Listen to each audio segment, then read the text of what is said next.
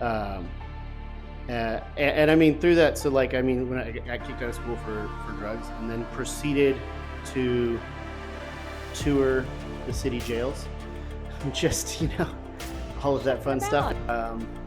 It actually all came to a culmination where like we had like someone that we were with overdosed and ended up having to move back in with my parents.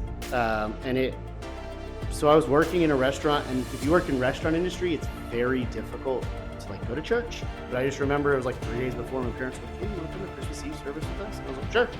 Like, once again, had nothing against the church, just I guess it wasn't a priority.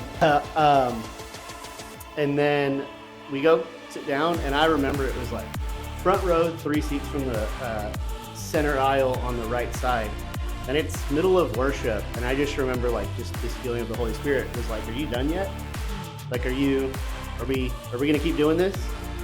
And there was just this back and forth, and it was one of those moments. And then, of course, which is also weird because on Christmas Eve they don't usually ask for volunteers, and that doesn't happen.